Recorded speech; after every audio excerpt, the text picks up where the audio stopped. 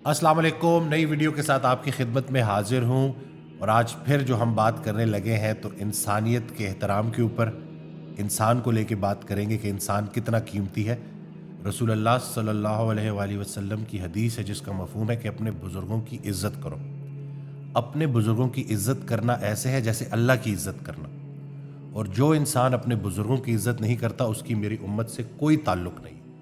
यानी कि ये इतनी आपको बात समझाई गई है कि अगर आप अपने बड़ों का एहतराम नहीं करते तो इसका मतलब है कि आप उम्मत से बाहर हैं। तो ये जो अदब का एलिमेंट है, रिस्पेक्ट का एलिमेंट है इंसान को लेके, ये बहुत ज़्यादा ज़रूरी है।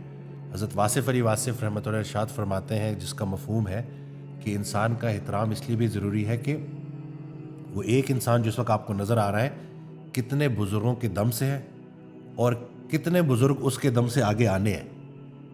हम ऐसे ना लड़ी चली जा रही होती है।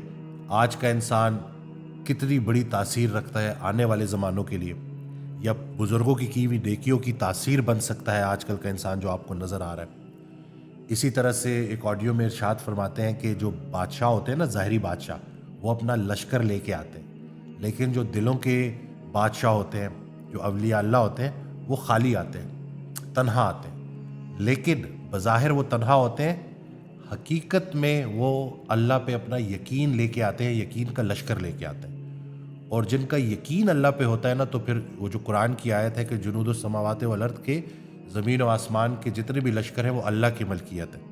और जिनका अल्लाह पर यकीन पुख्ता होता है तो वो सारे लश्कर भी उनके ताबे हो जाते हैं। और आज आप देखें कि बर्रे सग़ीर में जितने भी ये बुज़ुर्ग आए जिन्होंने हमारे बड़ों को कलमा पढ़ाया, आज उसकी तासीर आप देखें कि हम भी अल्हम्दुलिल्लाह कलमा गो हैं और इसी तरह से अल्लाह के हुक्म से खैर की बात कर रहे हैं। तो ये जो इंसान को लेके हम जो है ना बिल्कुल ईजी हुए हुए हैं, रिलैक्स हुए हुए हैं और इबादत का तो बहुत ख्याल रखते हैं, लेकिन इंसान की दिल आज़ारी करते हैं। हम अपनी सेहत को तोड़ देते हैं, अपनी सेहत का ख्याल नहीं रखते, हमारी फिज़िकल मेंटल हेल्थ ठीक नहीं रहती और उसका नतीजा ये निकलता है कि हम चिड़चिड़ेपन का शिकार हो जाते हैं और फिर आगे लोगों की दिल आज़ारी करते हैं।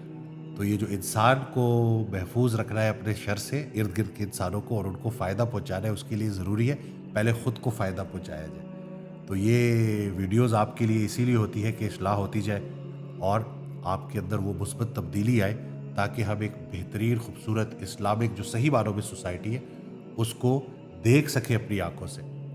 मस्जिद के अंदर की ज़िंदगी और मस्जिद के बाहर की ज़िंदगी जब एक बराबर हो जाए तो समझो नमाज कायम हो जाती है। ये हज़रत वासिफ़ अली वासिफ़ रहमतुल्लाह का बड़ा प्यारा जुमला है। यानी कि आप मस्जिद में जाते हैं, आप कोई गाली नहीं दे सकते, आप कोई बड़े छोटे का वो नहीं होता, सब एक सफ़ में एक बराबर खड़े होते हैं, कोई पता नहीं कौन कौन किस मरतबे पे फ़ायज़ है, लेकिन उस वक्त सब अल्लाह के बंदे हैं और अल्लाह के आगे पेश हैं।